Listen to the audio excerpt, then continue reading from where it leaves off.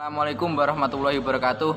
Kami dari kelompok 6 akan mempresentasikan hasil dari kelompok kami yang berjudul keterampilan membaca, keterampilan menulis, dan keterampilan berbicara.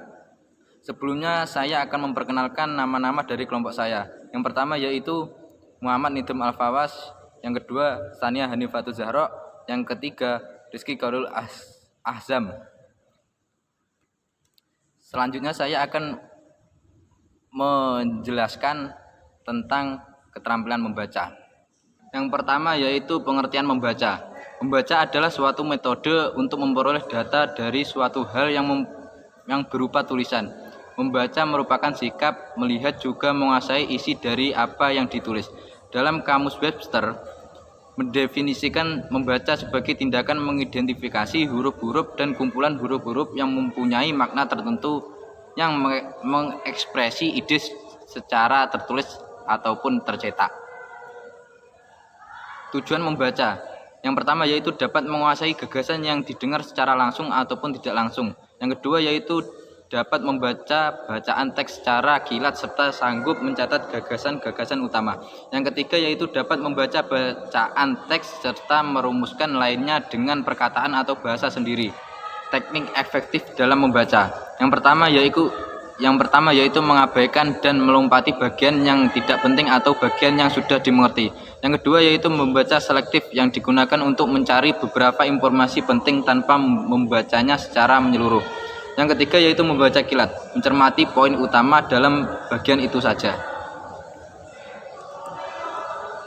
Jenis-jenis membaca. Yang pertama yaitu membaca nyaring. Adalah proses melisankan tulisan dengan memperhatikan suara, intonasi, tekanan secara tepat dan juga diikuti dengan pemahaman makna. Yang kedua yaitu membaca ekstensif. Adalah proses membaca yang dilakukan secara luas menggunakan bahan bacaan yang bermacam-macam serta waktu yang digunakan untuk membaca cepat dan singkat. Contohnya membaca survei. Yang ketiga yaitu membaca intensif. Adalah kegiatan membaca secara cermat dan teliti serta seksama dengan tujuan memahaminya secara rinci. Contohnya membaca buku teks. Tip membaca cepat dan efektif. Pertama, menentukan target. Kedua, memanfaatkan atau membuat pembatas buku. Yang ketiga, usahakan tidak membaca per kata. Yang keempat, yaitu usahakan tidak mengulang bagian yang susah dibaca. Yang kelima, yaitu membuat ringkas dari poin penting yang sudah dibaca. Sekian, terima kasih. Baik, di sini saya akan menjelaskan materi yang berikutnya, yaitu keterampilan menulis. Menulis adalah sebuah kegiatan menciptakan catatan atau informasi pada sebuah media dengan menggunakan abjad. Menulis biasa dilakukan pada media kertas dengan menggunakan pena ataupun pensil. Ada juga yang menjelaskan bahwa menulis adalah kegiatan komunikasi berupa penyampaian gagasan, pesan, dan informasi secara tertulis kepada pihak lain. Keterampilan menulis merupakan keterampilan yang harus diasah dan dilatih secara terus-menerus, tidak bisa hanya dengan beberapa saat saja. Kemampuan menulis dapat diperoleh melalui latihan dan bimbingan yang serius. Keterampilan menulis sangat diperlukan karena menulis merupakan keterampilan berbahasa yang digunakan untuk berkomunikasi secara tidak langsung. Nah, tujuan menulis yang pertama adalah informasi dan penerangan. Biasa ditemui pada koran ataupun majalah dan surat kabar. Nah, di sini penulis lebih mengedepankan untuk memberikan informasi sejelas-jelasnya kepada para pembaca. Tujuan menulis yang kedua yaitu penugasan. Biasa ditemui dalam dunia perkuliahan ataupun dunia pendidikan. Nah, di sini mahasiswa dituntut untuk lebih memiliki keterampilan menulis. Hal itu disebabkan karena hal ini bisa menunjang pemerolehan nilai. Contohnya seperti menulis makalah, menulis paragraf, menulis esai, dan menulis resum. Nah, untuk yang ketiga yaitu tujuan estetis. Nah, biasanya tulisan ini ditulis oleh seorang sastrawan. Seorang sastrawan lebih mengedepankan nilai estetis atau keindahan. Nah, hal ini bisa ditemukan pada buku novel ataupun puisi-puisi karya sastra yang lainnya. Tujuan menulis yang keempat yaitu tujuan kreatif, biasa ditemui dalam dongeng, fabel, ataupun teks drama. Di sini penulis dituntut untuk lebih mengedepankan imajinasinya dalam mengolah kalimat. Untuk tujuan menulis yang kelima yaitu konsumtif, seperti buku-buku bernuansa motivasi ataupun gaya hidup. Nah, di sini penulis menginginkan latar belakang pembaca yang berbeda tidak akan mempengaruhi keminatan pembaca untuk membaca buku. Tujuan menulis yang keenam yaitu persuasif. Arti persuasif itu sendiri adalah mengajak ataupun mempengaruhi. Berarti hal tersebut biasa ditemui pada teks iklan ataupun brosur-brosur.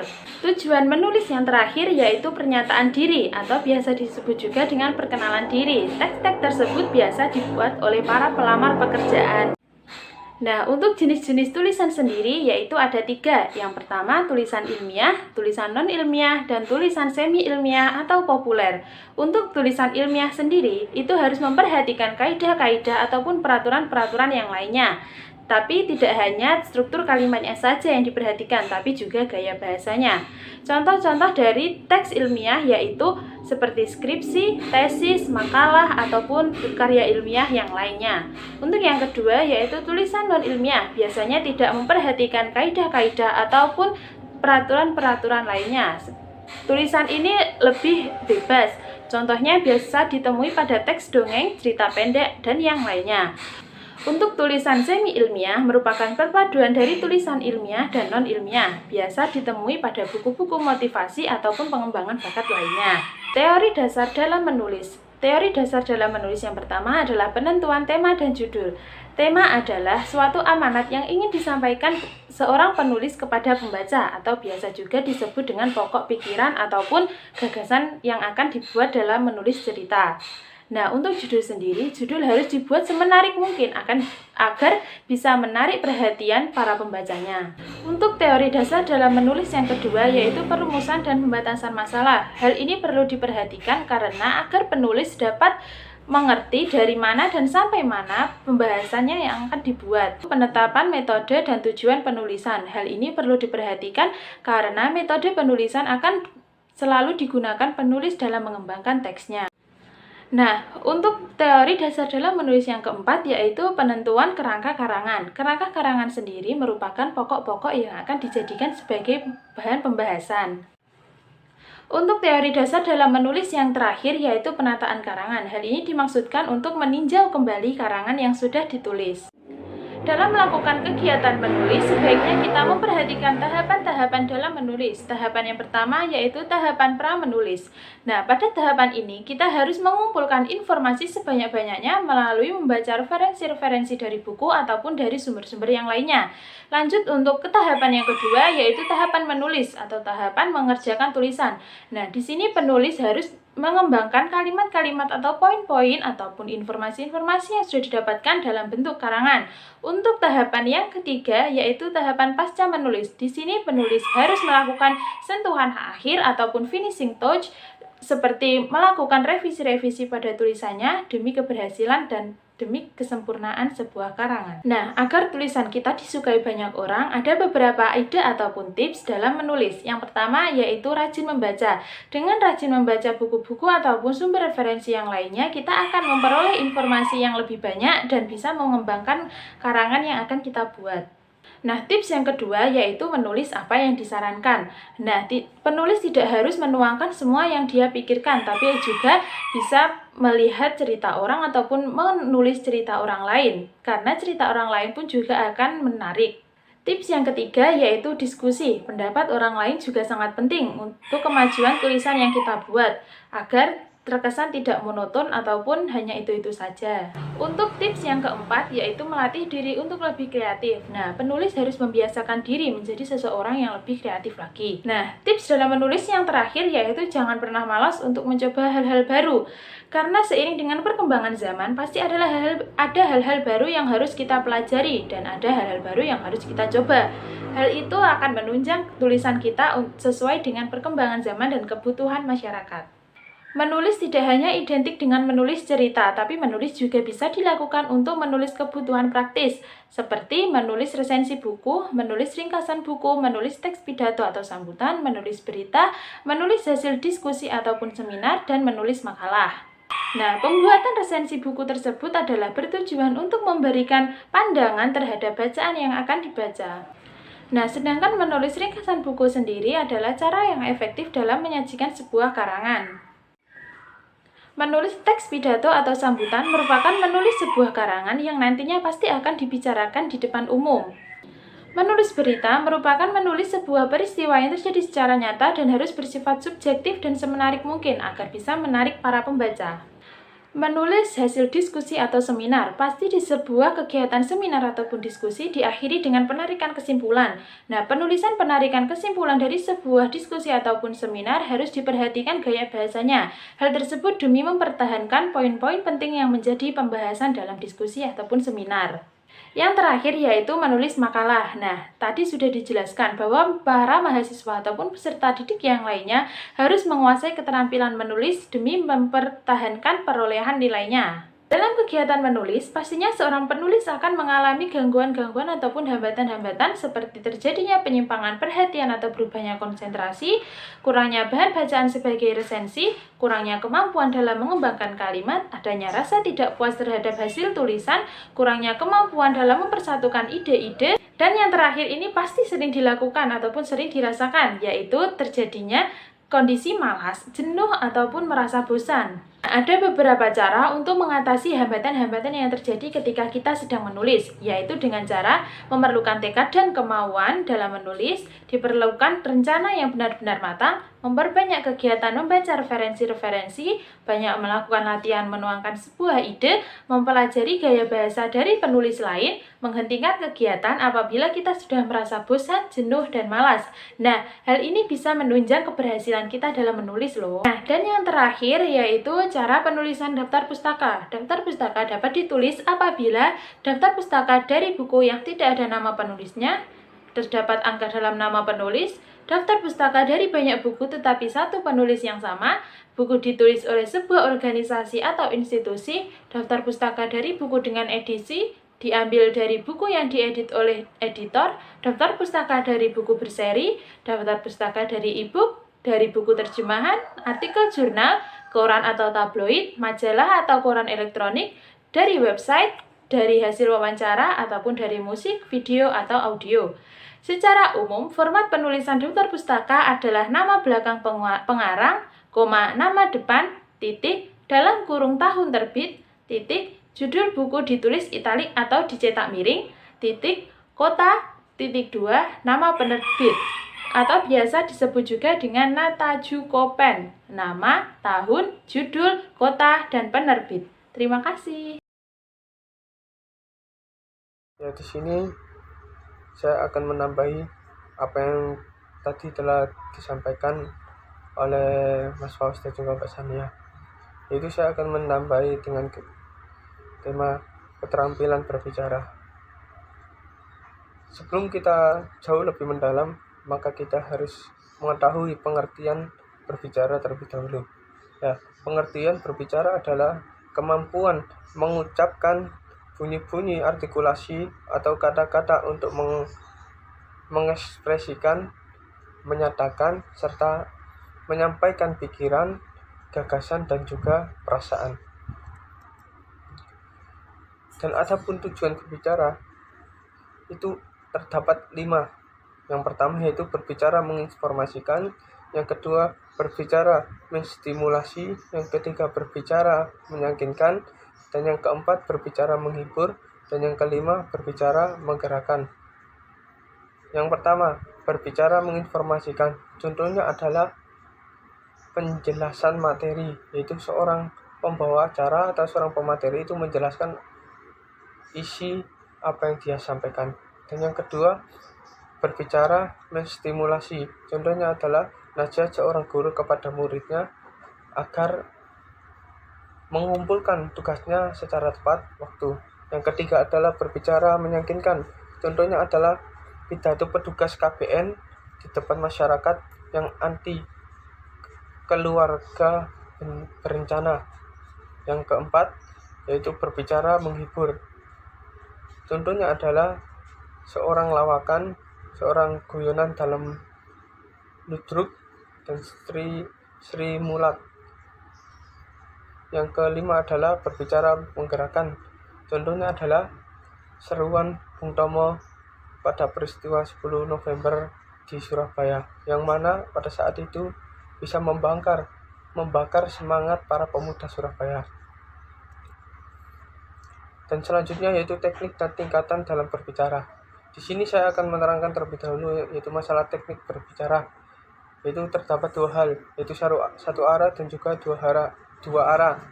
Satu arah yaitu tanpa terjadi timbal balik. Contohnya adalah pidato, apel pagi atau pidato pada saat upacara. Yang kedua yaitu dua arah, yang mana berbicara dengan orang lain dan mendapatkan timbal balik. Contohnya percakapan seorang dosen dan mahasiswa. Dan selanjutnya saya akan menerangkan tentang tingkatan dalam berbicara, yaitu terdapat dua hal juga, yaitu berbicara formal dan berbicara informal. Sedangkan berbicara formal adalah terikat pada aturan-aturan, baik aturan tata krama maupun aturan kebahasaan, contohnya pidato, khutbah Jumat, kultum, dan lain sebagainya. Dan yang kedua yaitu berbicara informal, yakni tidak terikat pada aturan-aturan, contohnya percakapan pada saat bertukar pikiran atau curhat. Dan selanjutnya yaitu bentuk-bentuk keterampilan berbicara. Di sini ada dua hal, yaitu dialogika dan juga monologika. Sedangkan dialogika yaitu suatu ilmu tentang seni berbicara dengan cara dialog. Contohnya adalah diskusi, berunding, debat, atau musyawarah dan lain sebagainya. Sedangkan monologika yaitu suatu ilmu tentang seni berbicara dengan monolog. Proses terpenting dalam monologika adalah proses dalam penyampaian ide atau gagasan kepada orang lain di depan umum. Contohnya adalah seorang berpidato. Selanjutnya saya akan menerangkan jenis-jenis berbicara. Yang pertama adalah diskusi, yang kedua percakapan, yang ketiga pidato, yang keempat yaitu ceramah. Sedangkan diskusi adalah perundingan pemikiran untuk memperoleh pemahaman suatu masalah dan solusi.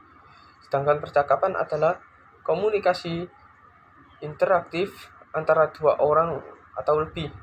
Sedangkan pidato yaitu suatu aktivitas berbicara atau berorasi di depan umum atau berbicara di depan umum dilakukan dengan menyampaikan suatu materi. Sedangkan ceramah yaitu suatu jenis pidato yang isinya berkaitan dengan masalah pendidikan atau ilmu pengetahuan dan juga ilmu keagamaan. Dan selanjutnya yaitu faktor penghambat dalam berbicara, yaitu terdapat tiga hal. Yang pertama faktor fisik, yang kedua faktor media, yang ketiga faktor psikologi. Contohnya faktor fisik yaitu tunawi bicara atau bibir sumbing. Yang kedua yaitu faktor media, contohnya lagu, irama, tekanan, ucapan, isyarat gerak bagian tubuh, dan lain sebagainya. Yang ketiga yaitu faktor psikologi. Contoh dari faktor psikologi ini adalah keadaan marah atau keadaan menangis dan juga dalam keadaan sakit. Dan selanjutnya yaitu faktor penunjang dalam berbicara. Hal ini terdapat dua hal, yaitu kebahasaan dan non-kebahasaan.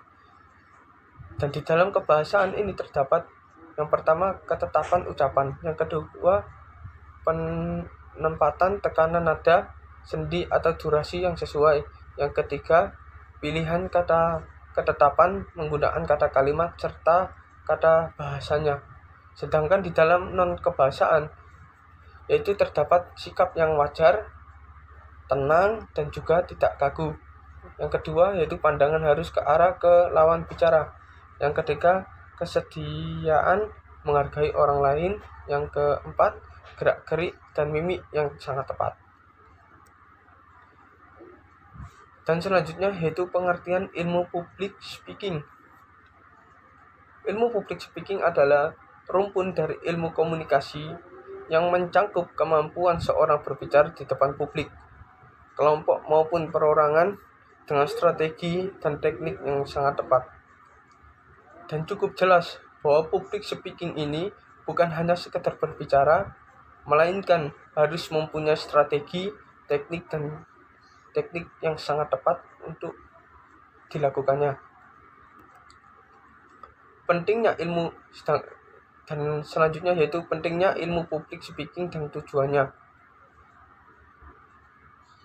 Yang pertama saya akan menjelaskan pentingnya ilmu public speaking, yang mana di dalamnya terdapat yang pertama yaitu 55% ternyata audien lebih memperhatikan dengan bahasa tubuh seorang pembicara.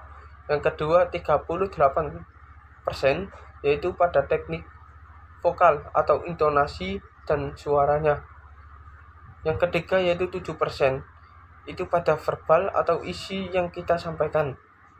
Sedangkan tujuan ilmu public speaking itu terdapat yang pertama yaitu menghibur, contohnya pelawak yang menghibur para penonton. Yang kedua menginformasi, contohnya seorang reporter yang sedang menyampaikan berita.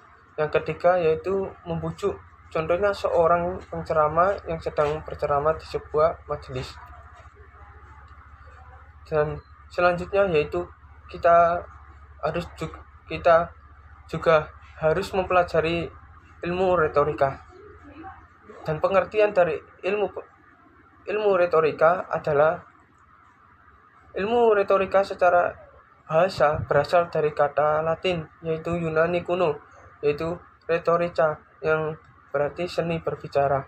Retorika adalah suatu bidang ilmu yang mempelajari atau mempersoalkan tentang bagaimana cara berbicara yang mempunyai daya tarik dan pesona sehingga orang yang mendengarkannya dapat mengerti dan tergugah perasaannya.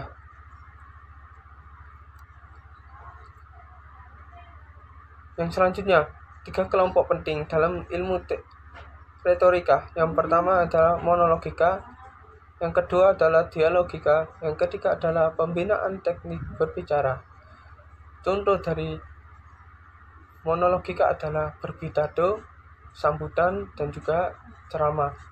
Dan sedangkan dialogika contohnya adalah berdiskusi, tanya jawab, perundingan, dan juga debat.